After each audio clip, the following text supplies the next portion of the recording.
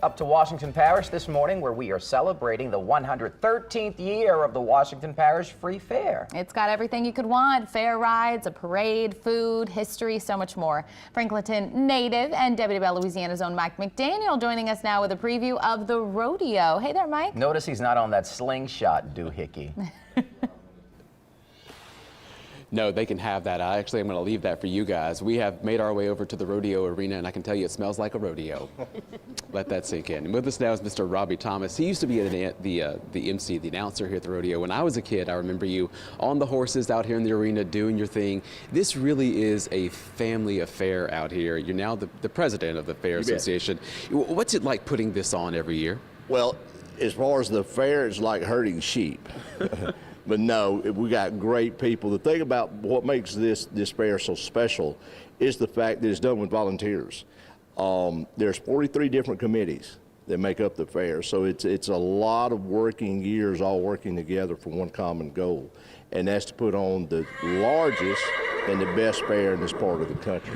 And I'm kind of biased, but I will say we do accomplish that pretty well up here. And this is just one of the premier events, this rodeo. It's 3 nights. You know, what's it like to see folks come out and really organize their nights around this? Well, you know, the rodeo is one of the cornerstones here. It's been here since it actually started way back in the 60s, and it has become one of the top rodeos in this part of the country. We are one of the largest added money prize rodeos. The more money you add, the better quality contestants you get. You get the top of the cowboys and cowgirls going up and down the road because we add the money. So that's what draws them here. Plus we have Rudy Burns here. Rudy is a staple here. He's one of the top rodeo clowns in the nation. Been to the national finals several times. Coolest man in the can. And he's also here every year. That's what keeps drawing people back here year after year. Well, I certainly appreciate the work you do out here, Mr. Thomas. Thanks for being with us. You know, 2 of the women who helped really put the rodeo on this year are the chairman and co-chairman of the rodeo. We have a loose horse. Bear is gone. He has left the building. You know what? That's right. Somebody catch a horse. So we have Miss Gail Williams as well as co-chair Miss Nikki Riley out here. So, you know, Miss Gail, I'll start with you. When you talk about the folks coming out to this, it takes a lot of work to get here. It does. We go from November to October, a lot of work done behind the scenes. Couldn't do it without our whole committee. And what's it like to see the families come out and really enjoy this? It makes our heart glad.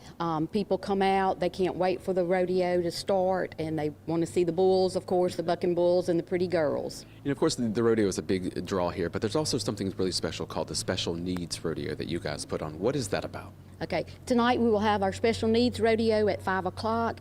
That is for our special needs, kids and adults alike. They can come in, they can ride a horse. We lead them around on horses.